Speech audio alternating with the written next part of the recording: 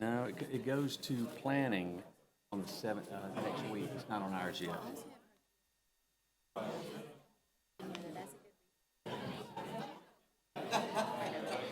Right, well, that's, I think, one of our deals. Yeah, they had a real issue. Had an issue. They're not. We're busy.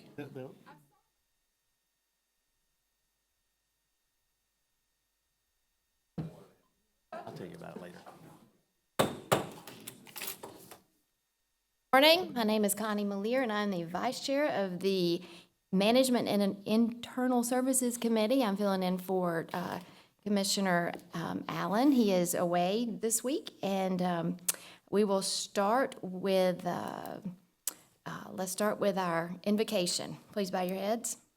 Dear Lord, thank you for this beautiful fall morning.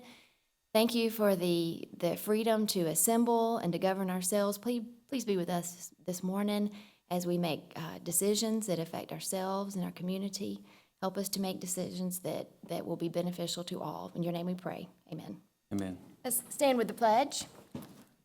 I pledge allegiance to the flag of the United States of America, the republic for which it stands, one nation, God,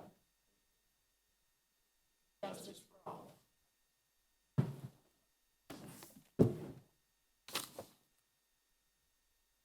Thank you. We have a quorum this morning. I'd like to ask for approval of the minutes of the previous meeting. Move to approve. Thank you. And approval of the agenda. Do we have any changes to our agenda? Not to my knowledge, Madam Chair. We do have some Columbia County folks here. Did y'all all submit your personal information to Mr. Johnson so that you could attend? All the leadership Columbia County folks, I don't think I got Just social need security your numbers. for address, your everybody. social security number, your bank account numbers, and anything else you think. Now, we do have a group this morning from Leadership Columbia County. Thank you so much for being with us. We hope you learned something this morning. Do we have any presentations? Being none, nothing on the consent agenda, let's move directly into debate. We have from Internal Services some purchases to make. Oh, Lord. Here we go. Vehicles. Well, the first item is actually a budget adjustment that is needed for last fiscal year 2019. According to the Georgia Department of Audits, the final expenditures for all departments must be within our legal level of budgetary control, and that's the department level. So we are required to make sure that every department is shown within their budget before we do our financial statements. So this is a required budget adjustment, and I have attached the departments that need to be adjusted. It's actually not as many this year as we've had in previous years.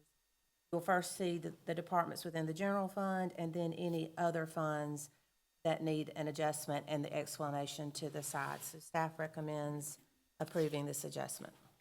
Any of the adjustments out of the norm? No, no, sir. If I could say that, we do see, as we've seen in the past with the Public Defender's Office and the DA's office, those budgets are actually approved by Richmond County and then submitted to us, so we have to adjust to those. But what you will also notice, and Reese is finishing up now, that there will be a transfer to fund balance this year. Certainly underspend our budget even after these adjustments. Right.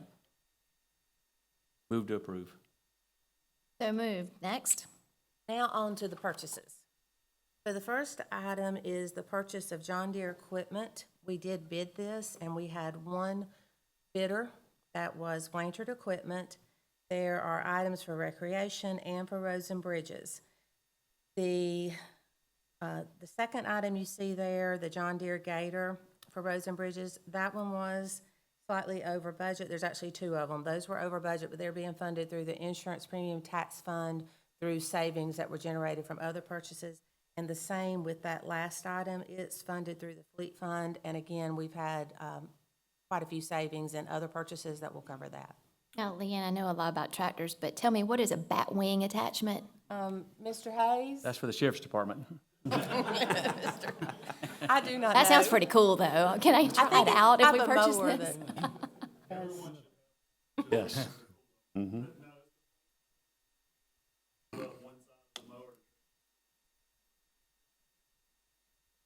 That's a very cool name. And why do we need this new equipment? I think it's for some of the new mower, Mr. Slaughter? Yep. the new positions.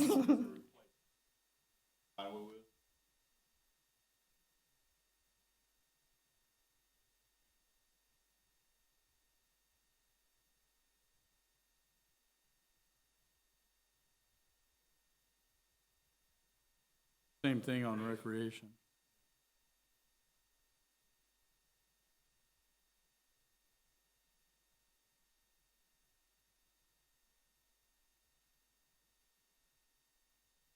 A lot of new fields. Motion to approve. So moved. Next. Next item is the purchase of a flatbed truck. This was also bid. This is for our generator program within our fleet services. We did have 2 responses to this bid, and staff is recommending approval to the lowest bidder, which is Allen Vigil Ford Lincoln from Morrow, Georgia. This one is under budget. And why do we need this truck?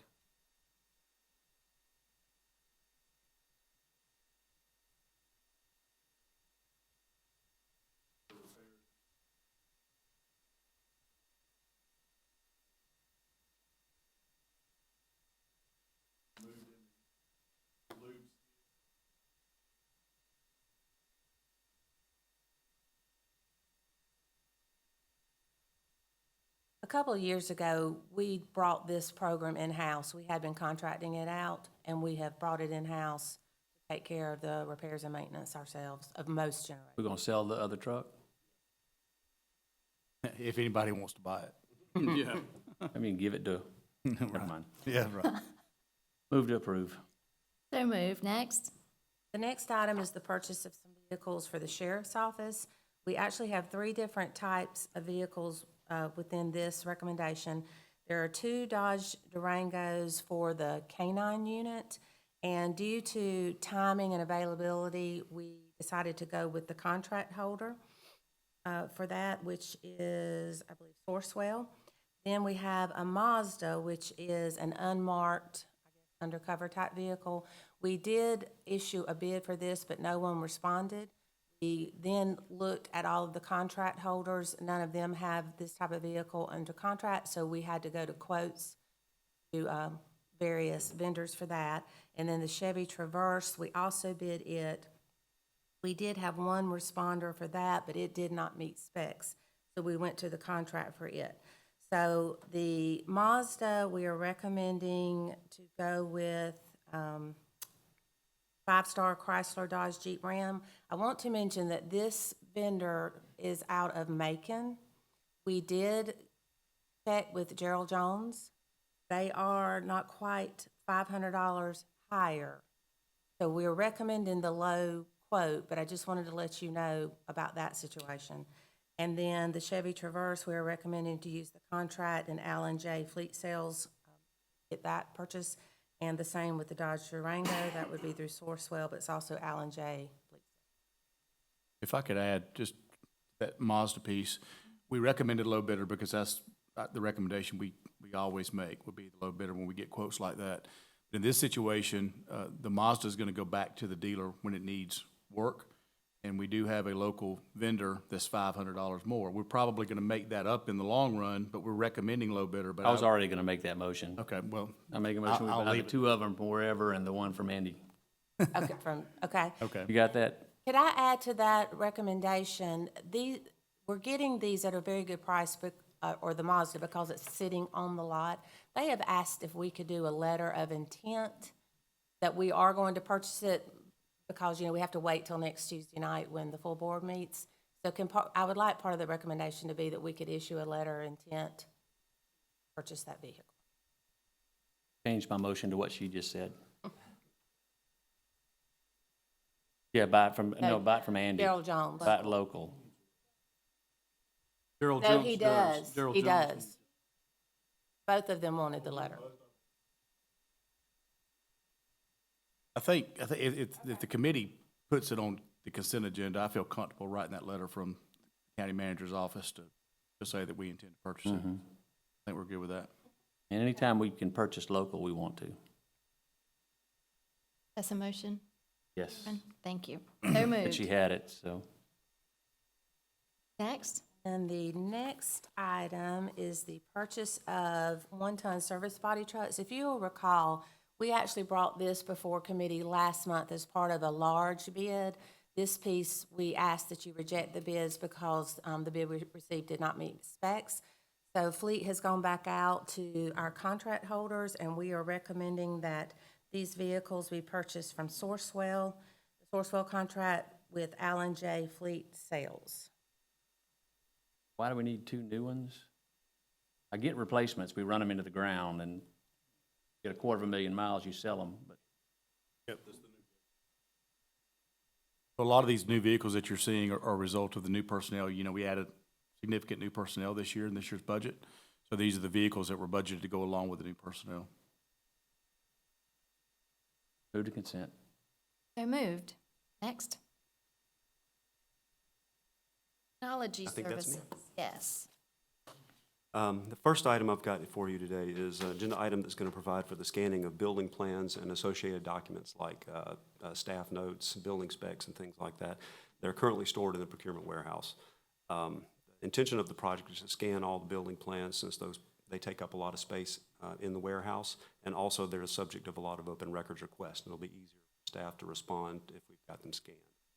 IT worked with the county clerk, procurement department, and the development services division through the bid process, and Scanning America was selected as the preferred vendor. In essence, this project was going to involve the vendor picking up the building plans, scanning them, sending all the imagery to us for QA, and then destroying the originals once that project is done. The cost of the project is going to be $54,087. Staff would like to have the flexibility to spend the fully budgeted amount of $70,000 if the number of building plan documents exceed our estimates, which is right now at 50,000 pages. Staff, including the county clerk, recommends. Now, does this include money for, I'm sure you're going to need additional server space to store all of this? Yes, ma'am. We estimate that that could be anywhere from 10 terabytes up to 15 terabytes. And what we're doing is purchasing storage that will be here local in our data center, and off-site location as well. So right now we have one paper copy. At the conclusion of the project, we'll have 2 digital copies. And how long will it take to get all of this scanned in? Anywhere from 4 to 6 months. So we're looking at first quarter of next year. It will certainly make your life a whole lot easier when you need to go find some documents, Yeah. digging through a warehouse. Very good. And tell me about your QC process. How are you going to make sure everything's labeled correctly so that you'll be able to? But we have documentation of all of the building plans that are in those boxes right now. We'll provide that to the vendor. They'll mark that they've scanned it. When they send it back, we'll go through and confirm. And for some poor unfortunate soul, that's going to be getting their eyes on it. But we're also going to explore electronic means of doing it. Confirm that the building plan names that we've specified are included in the list. We're talking about 50,000 pages. It's a lot. Good. And that will free up some storage space, like a warehouse somewhere? The warehouse, yes, ma'am. Yeah. A lot of square footage down there is dedicated to these plans. These plans are, for the most part, anywhere from 24 by 36 inches rolled up in a tube, and then others that are larger than that in other boxes. So I can't say how much square footage will be freed up. Maybe procurement knows, but it'll be a lot. You've also budgeted for the destruction of these documents when it's over. You'll have them shredded. It's part of the project. Move to consent. So moved. Next. This next project involves a selection of a vendor that can provide IT with some critical backup support of our security infrastructure. A managed security service is a third-party provider that can provide security tasks for us so that we're not just fully dependent on our own capability. October is Cybersecurity Awareness Month, strangely enough. If you pay attention to the trade publications or just the news, how often people are hacked or ransomware attacks these days. So this is another layer that we want to put into our solution to give us extra backup. In essence, it's a 24/7 resource that is looking at the logs on our computers. Every server and every network device has logs that indicate contact with the outside world. So what the vendor will do is they'll look at our logs, be able to indicate if there's any malware that's tried to intrude. Now, we already have some devices in place to do that. This provides us with backup for that. What they also do is something called log correlation. So they'll look at the information that's come in, and they'll be able to compare that with databases that are used at the national level to determine if we have earmarks of a more coordinated attack. So it's not just looking to see, okay, that's malware. It's going to be, okay, that's malware, and it was followed by something else, which is indicative of a larger assault on our network. So it gives us a capability that we don't really currently have. They also provide the ability to do what they call device management, which they could remote into our networks and say at 3 a.m. They'll let us know that there's a problem, but they can proactively jump in and try and stop a cyber attacking process. So this first year would cost $77,000 for Layer 3 communications, and the following years will start at $65,529. How many years, I'm sorry? For 2 years, and 2 then years. we have 3 one-year renewals after that. Is this in your original budget for this year? It was in the budget this year for, it's $70,000, so IT is going to absorb the extra $7,000 to get this vendor on board. How many attacks do we have? Are they after us all the time, or is that? They're after us all the time, yes, sir. I get a report every morning, and we have hundreds of attempts at malware and ransomware every single day. And It's not the ones we know about. Right, I'm with, yeah.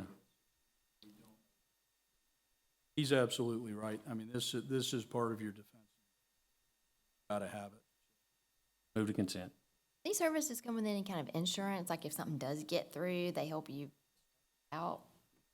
that is part of the support that they provide. It's not necessarily insurance, it's just maintenance and support that they'll be with us. In fact, this company, one of their selling points is that they worked with another local government in order to help them through a very difficult time. In fact, they were the ones that identified the error that had slipped past their security. They stayed with them throughout a rather arduous remediation process. Were they on board when it slipped through? They were on board, but they were the ones that detected it. It got past the first line of defense and then covered it. They weren't the first one. They were not, okay. Well, I have a motion and that is so moved. Next. All right. The final item I have for you is an agreement with Fred Daniel Mapping Services. Mr. Daniel has had been working with us for at least 10 to 12 years. Work with the county predates most of the staff in the GIS department.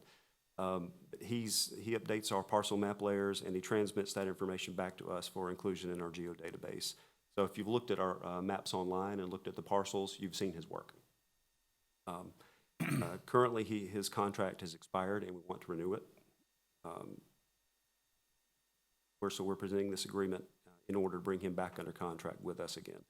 The chief appraiser at the tax assessor's office and our GIS manager are both very enthusiastic at bringing him back on board because of the quality of his work. Annual cost for his service is $41,400. Staff recommends approval. Is this about the same amount as it was last year?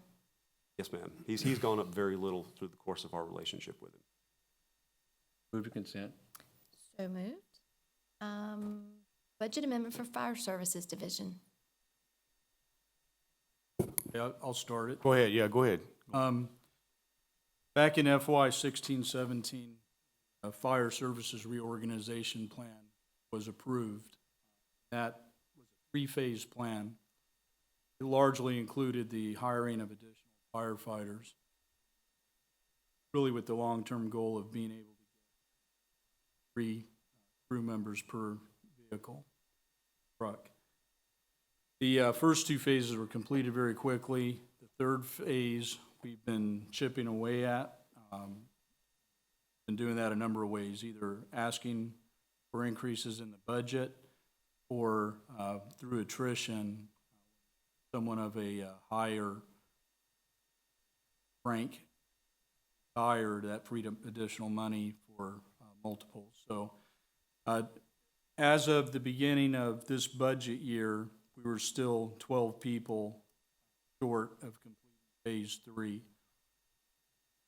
Fire Services Division came in and asked for 6 of those remaining 12, and we asked them to put that on hold until we saw how revenues came in. We met with the county manager and talked about those 6, and it turns out that the revenues have come in to such a point that we can go ahead and finish off that plan with 12. So budget amendment is in the amount of $700,000. Hire those firefighters, and purchase the equipment. So this will complete phase 3. That will complete A couple of years early. very early. Right, and so this is happening through the property tax, or Yeah, so the way we came up with this money, we use IPTF money to Right. help supplement the fire services fund. And because of the increased revenues in the digest, without raising taxes, obviously, we were able to have additional funds for the fire services division.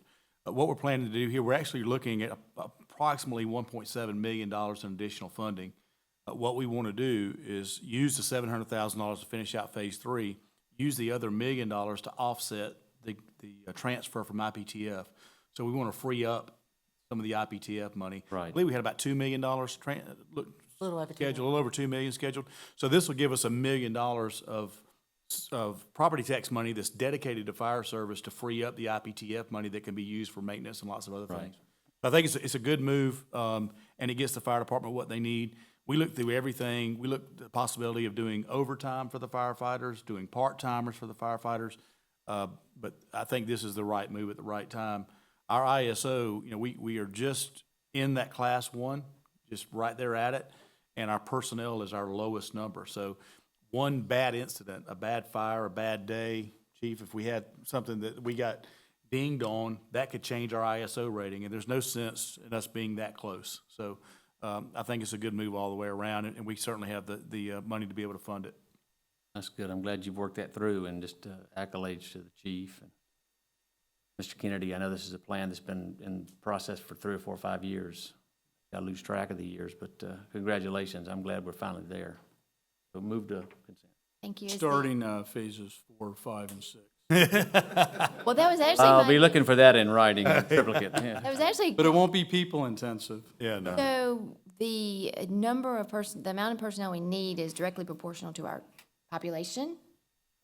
No, it's really proportional to the NFPA standards and the actual way we respond to calls and how many personnel we have on the scene. Anything you want to add to that, Chief? Is that?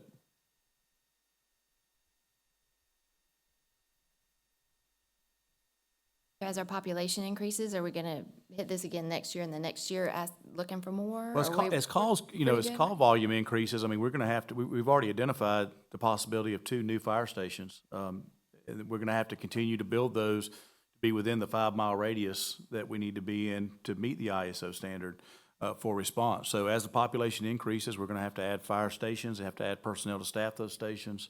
So yes, we'll be adding as we grow. But we won't be behind. We won't be behind. That's right. Good. We have a motion, and so moved. Anything else from the, those departments? Do you have any legal matters? Staff report, Scott? First item, just for your information, you can see that our personnel savings have already exceeded our budget goal for the year. We try to be conservative with this number, but because we had so many new positions and it's taken a while to hire these folks, you can see that our total is $364,652. Obviously, that's in excess of the $350,000 that we had budgeted. So everything going forward will be realized funding that will go into fund balance at the end of the year. You also see our turnover percentage for the month of September, which is pretty steady. Any questions on that? No questions. Internal services. First report for your information is the year-to-date budget report. This is through the month of September, and all funds are operating within their budgets. Second report is the sales tax update. We have received funding for the month of August. That check was just over $2 million, and our annualized percentage increase is now at 7.99%. Very good. Thank you. Second report? Final report for your information is the investment report. Questions? Any questions or any public comment or participation? Any questions from the public? Back there? Want it to be over so they can get back to work. All right, no items for executive session, so we will adjourn and come back together in, let's say, 5 minutes.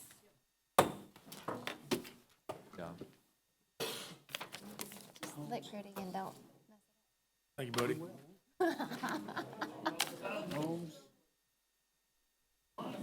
No.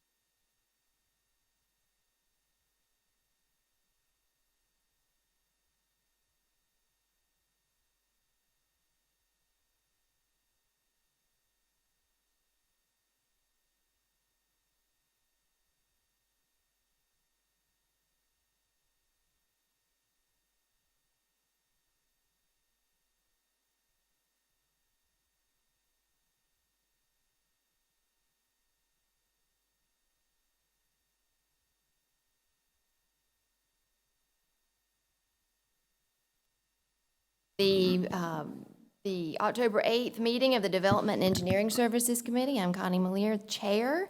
Our Vice Chair, Trey Allen, is not with us today, but we do have a quorum. We have already prayed and pledged, so we'd like to move on down into the agenda. I need a motion to approve the minutes from the previous. Thank you, so moved. Approval of the agenda.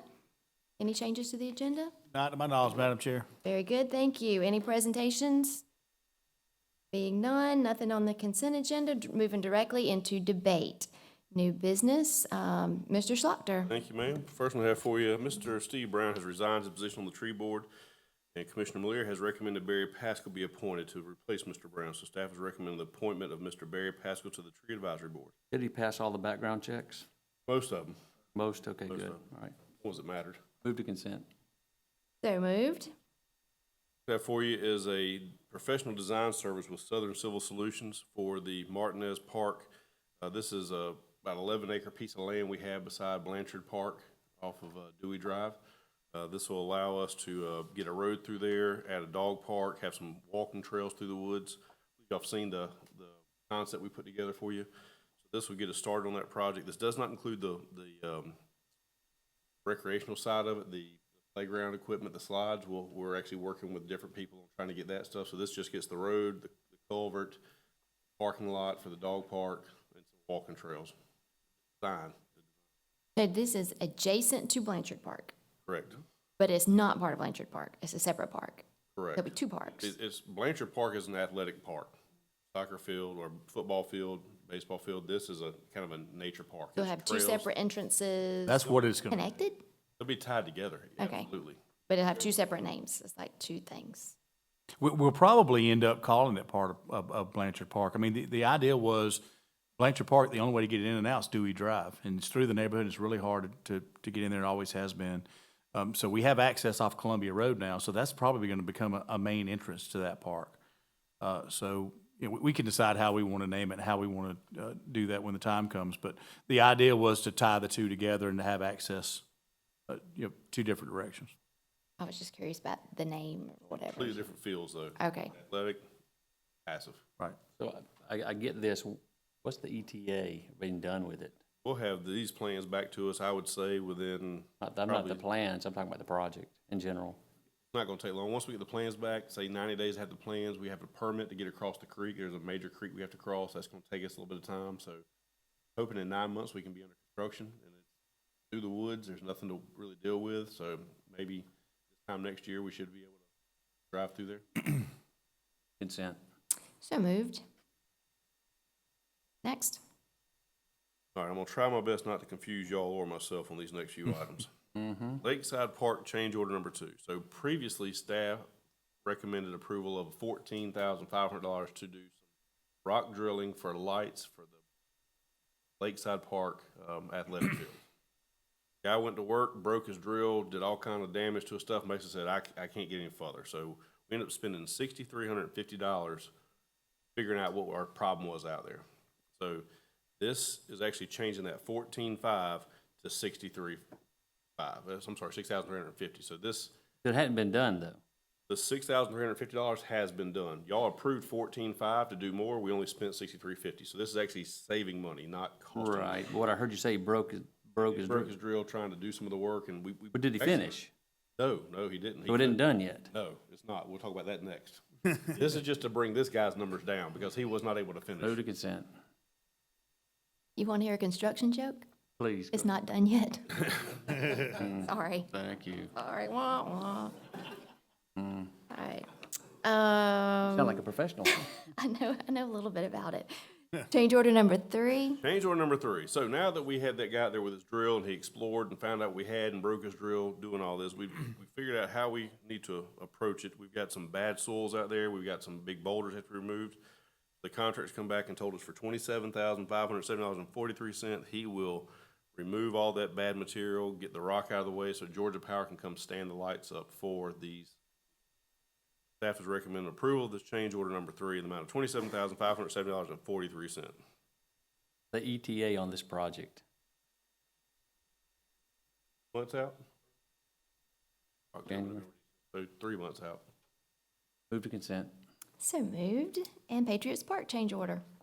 So previously, we were approved to do a change order in the amount of $68,320.85 to get rid of bad materials through one of the roads. The work has been done. The total amount came in at $47,119.71.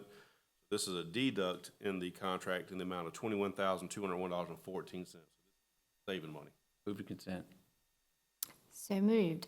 Before we move into engineering services, I failed to recognize Scott Sterling, who is our new planning services director, who started, there he is, who started on September 30th. Welcome.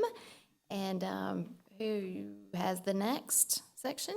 I'll take it off. Oh, okay, never mind. Well, welcome anyway, even if we won't let you talk. This item is a public hearing on the proposed establishment of streetlight district for Retreat at Baker Place, Phase 4, Linsmore, Section 3, and Stalling Ridge, Section 2. So we have received petition from residents or developers, depending on the project, to install streetlights.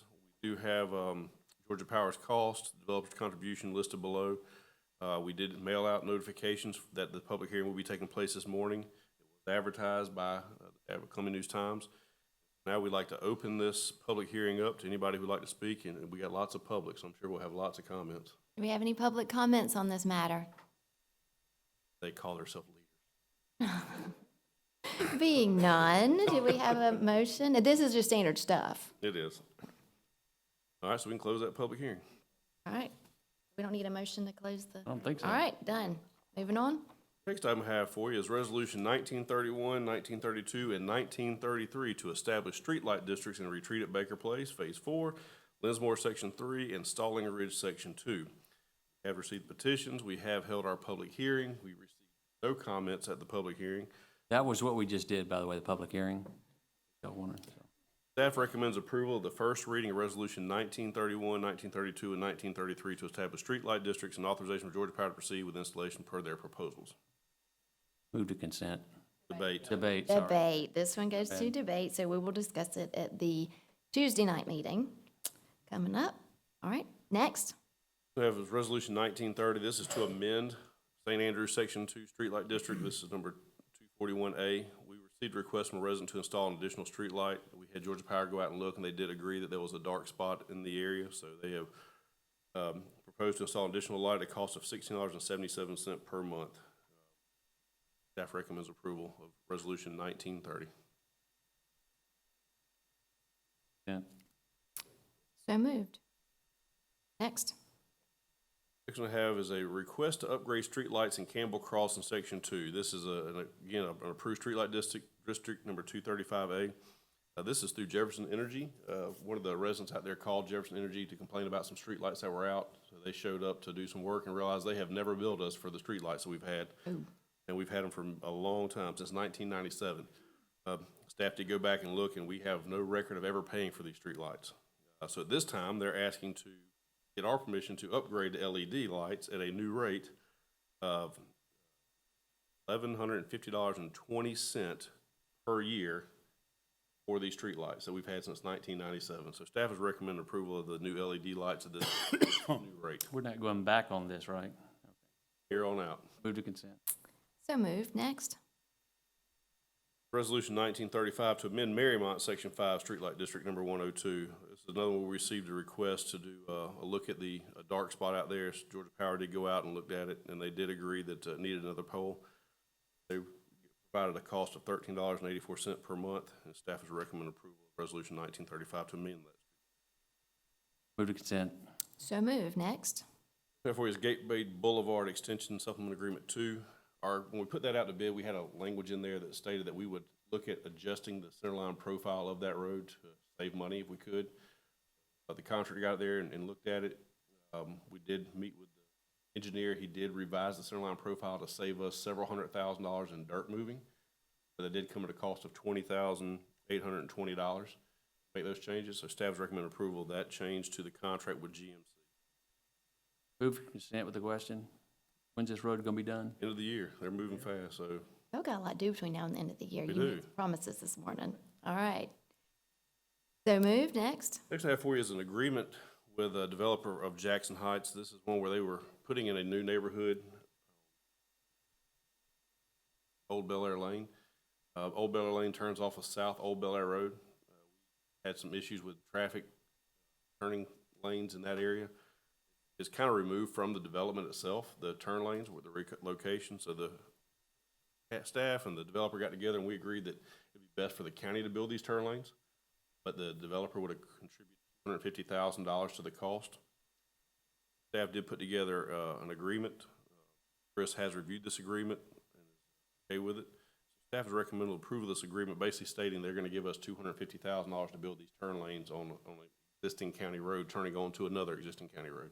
Move to consent. How much is it gonna cost us? Hope less than that. We're going to do a lot of it in-house with our own staff. We'll do, I believe Steve's already got the design from the engineer. The developer's paying for the design. Roads and Bridges is going to go out there and do a lot of the base work. We'll have to hire a contractor to come in and put the topping on it, put the striping on it, but be under $250,000. We give the difference back, or we keep it and I apply think it we to the would take next? only what it costs us. If it costs us less than $250, they If he hasn't already written a check, we'll No, just no, bill ma'am. him when it's pay time. us when we're done. Very good. What now? There What'd she was say? an agreement that was signed. When this went through zoning, that was a condition. Zoning, these turn lanes had to be put in, and a very rudimentary agreement was put together locking this down before the zoning to be approved. Basically said the same thing, except it said $240,000. This says $250,000, and it's got a lot more teeth in it. I'd like to rescind that first agreement, and the developer agrees to that. They've already signed this new agreement. Basically, it was a placeholder knowing we were eventually going to get to this point. Move to consent. Can it go to the consent? Does it have to go to debate if we're rescinding and doing all that? All right. So moved. Next. All right, this is a long one. This one is for the acceptance of some improvements that were done by private developers. So this is acceptance improvements for Canton Park, this is their final plat, Crawford Creek Section 7B's final plat, Emerson at Crawford Creek's final plat, Greenpoint 1A final plat, North Old Bel Air Road right-of-way plat, Pendleton plat bond release, Horizon North Self-Storage easement plat, the Plaza easement plat, and Murray Brothers Land right-of-way plat. So this is property that is being given to the county at no cost to the county. Some of it is sewer lines, water lines, some of it's actually just property that's being deeded to us. The details are all written here. A lot of these have 2-year warranties that come with them. Some of them have 1-year warranties that come with them. Those warranty periods will start the day the deeds are recorded, and the deeds will be recorded once staff has reviewed and all requirements have been met. So staff's recommend approval of all those items. Move to consent. So moved. Development Services. All right, the first item we have for you is a alcohol beverage license for West and Joyce LLC doing business as Hyatt Place Augusta. This is a change of ownership. West and Joyce LLC doing business as Hyatt Place Augusta applied for an alcohol beverage license to sell beer, wine, and distilled spirit for on-premise consumption, as well as selling of beer and wine for off-premise consumption. They have applied for and posted the property as of October the 2nd, and staff request approval for the license at the November 5th. So they already had a beer and wine license for on-premise, Correct. and now they're asking for an on and off? It's new owners here, Okay. and they're just changing ownerships. They're having to get the license in there. For on premise as well as off premise. This is just ignorant question. How is the off-premise consumption part work? Is it catering? Why would they need off-premise? Wanted to purchase it there as a package and take it with you. Oh, okay, I see. Didn't run a liquor store out of the bottom of the hotel. Okay. Do I hear? Move to consent. Thank you.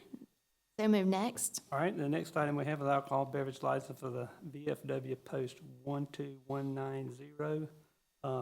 They're requesting, they've applied for an alcohol beverage license to sell beer, wine, and distilled spirits for the on-premise consumption from 4290 Triangle Industrial Drive. They have applied and all the required information has been obtained, and they have posted the site of October the 2nd. Staff recommends approval at the November 5th. Consent. So moved. Do you have any other items, Mr. Scarberry? All right, are we having legal matters? Pardon me, I'm in shock.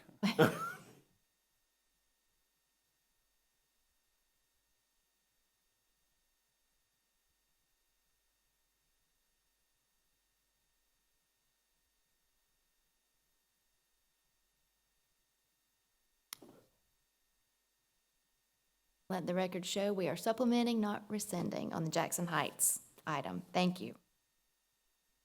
That's- I know, lost us shocking. extra. All right, staff reports, moving down to development services. All right, the first one we have is September 2018, 2019 Development Services Report, and a copy of that report is attached for your information. If you have any questions, I'll be glad to ask. Permits are down just a little bit, but the inspections are up because we are getting more and more plans in for review. For so long, when we had the rain back in the past, now the developers have caught up on these sites and they've gotten them to the point where they can start building on them. We have gotten a tremendous influx of plans to review. So instead of taking the normal 5 days, it's about 10 days on getting those plans reviewed, and by being pulled in other inspectors in out of the field to get some of the plan review done as quick as possible. But I see that the inspections increasing considerably over the next few months, getting back up where we used to. How many subdivisions do we have in planning now? We had 8 at one point, but We just had all the final plats on the item ahead of, And I just, uh, 5 of those are subdivisions or additions to subdivisions. had 22 commercial plans come in August, 9 subdivision plans come in for the first time in August. We had 14 final plats approved in August. So these final plats is where Mr. Scarborough gets busy, because that's when they start selling lots and start building houses. right. It's been a busy month. Alive and well. Well, we haven't had any rain, so Right. But what you just approved is really gonna open the floodgates for all those lots. Right, and we also going into a new code cycle come January 1, so I'm talking with as many of the contractors as I can, let them know, look, anything you send in here, let's let them know if it's gonna be after January 1 of getting that permit, because it'll fall into a new code cycle. We need to review it under the new code cycle. are you gonna have a meeting with those folks to make sure they understand? I have been talking with each and every one of them, so, personally, so it's, not gonna have a formal meeting, but I have been calling and talking with them. They're well aware that it's coming. They've been knowing for months that it's been coming, because we've been talking about the changes in those codes, and how it's I gonna consider impact holding a meeting, and let them come together, unless that just, that. Yeah, that's not a bad idea. I think we will. Do that. We have met with the Home Builders Association and discussed it at that level, so. But it's gonna be a wide open November, December for us, for sure. it needs to be at the, and to somebody the other day, I went on Realtor.com and just started looking at the houses for sale in Columbia County, and just really District 1 and 2, and 75% of them say pending, 80% pending. I mean, the houses are selling big time.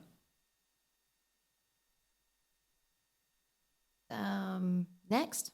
All right, the next one we have is the September 2019 financial report, and a copy of that is attached for your information if you have any questions. And I did hand you a copy of that fund balance prior to the meeting. Any questions? Being none, moving on to temporary alcohol beverage permits. All right, and the last one we have is the September 2019 temporary alcohol beverage permits. We have quite a number, as you can see. Use this one page. We've got 3 pages here. But everyone's getting ready for the holidays, setting from a lot of alcohol event permits for their holding. All right, is there any questions? Planning services. This is Scott's chance to shine. We're gonna let him talk.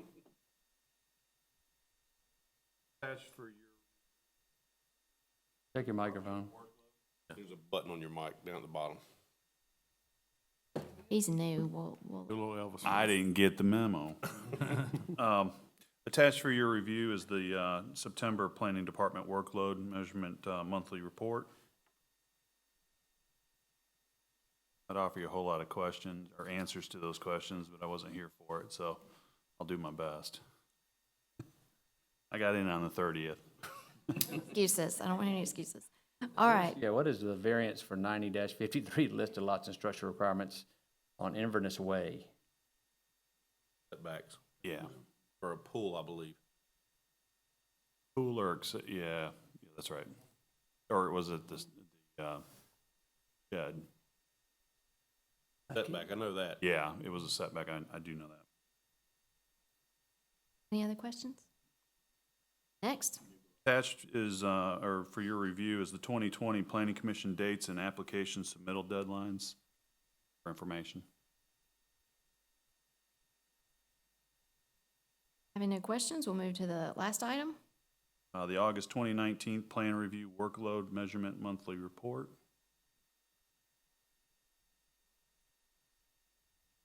No questions. Thank you and welcome. Glad to have you with us. Thank you. Glad to be here. Any other commissioner comment? Public comment?